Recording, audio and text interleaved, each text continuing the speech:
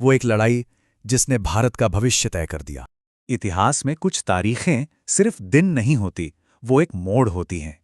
एक ऐसा ही दिन था जिसने हिंदुस्तान की किस्मत हमेशा के लिए बदल दी। सवाल ये है कि आखिर कैसे सिर्फ एक दिन की लड़ाई ने इतने बड़े उपमहाद्वीप का फैसला कर दिया। चलिए सीधे चलते हैं उस कहानी के बिल्कुल सेंटर में। तारीख है 22 जनवरी 1760।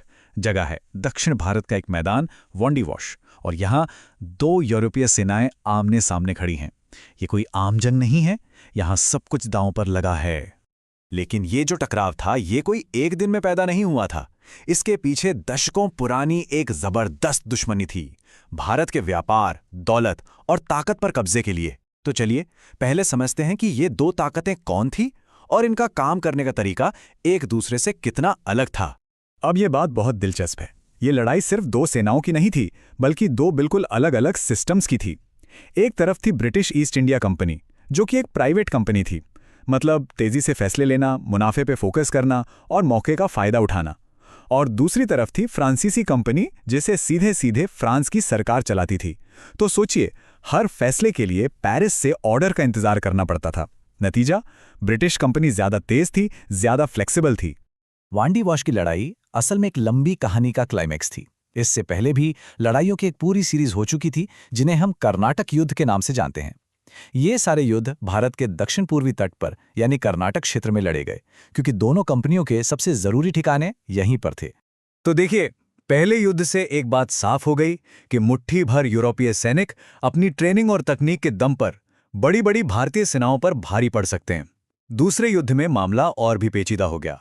अब ये दोनों सीधे नहीं लड़ रहे थे, बल्कि भारतीय राजाओं और नवाबों के झगड़ों में किसी एक का साथ देकर एक दूसरे को कमजोर कर रहे थे, मतलब एक प्रॉक्सी वॉर। और फिर शुरू हुआ 7 इयर्स वॉर, जो कि ब्रिटेन और फ्रांस के बीच एक ग्लोबल जंग थी। अब भारत में इनकी लड़ाई उस बड़ी जंग का एक हिस्सा बन गई। ये तय हो गया था कि भारत में अब इन दोनों में से सिर्फ एक ही बचेगा। और बस यही सारी बातें हमें वापस ले आते हैं 22 जनवरी 1760 के उस मैदान में। अब हम जानते हैं कि दांव पर क्या लगा था, तो चलिए अब इस फाइनल शोडाउन की डिटेल्स देखते हैं। अगर हम सिर्फ नंबर्स पर नजर डालें तो दोनों सेनाएं लगभग बराबर की टक्कर वाली लगती हैं। फ्रांसीसियों के पास थोड़े ज्यादा यूरोपियन सैनिक थे, तो अंग्रेजों के पास भारतीय सिपाही ज्यादा थे। तो सवाल ये उठता है कि अगर सैनिकों की संख्या में कोई बड़ा फर्क नहीं था, तो फिर जीत और हार का फैसला आखिर किस चीज ने किया? फैसला छिपा था इस नंबर में, 26। ये थीं ब्रिटिश तोपें। और फ्रांसीसियों के पास कितनी थीं? सिर्फ 16। ये एक बहुत बड़ा फर्क था। लड़ाई शुरू होने से पहले ही अंग्रेजों के पास फायर पावर का एक जबरदस्त एडवांटेज था।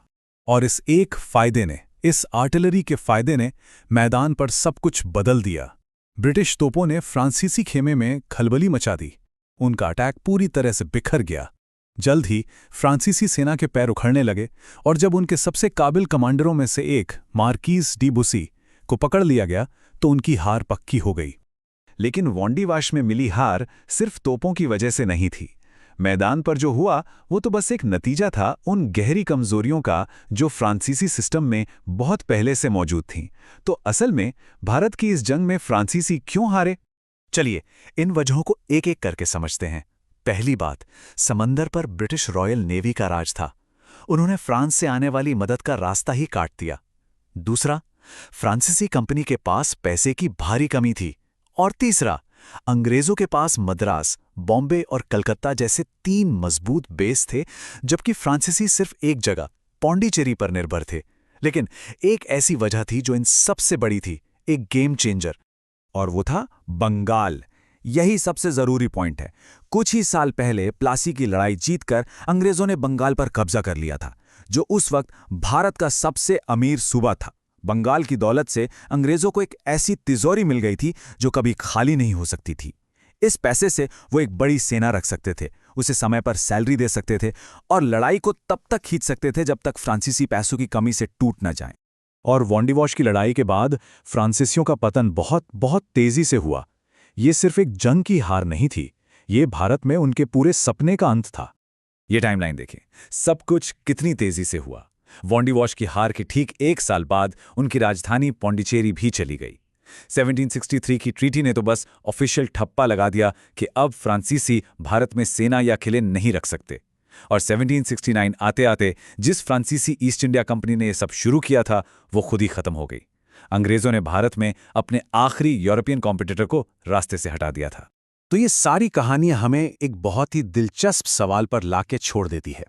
जरा सोचिए, अगर उस दिन 22 जनवरी 1760 को वांडीवाश का नतीजा उल्टा होता, अगर वो लड़ाई फ्रांसीसी जीत जाते, तो आज भारत का इतिहास, इसकी भाषा, इसका कल्चर कितना अलग होता।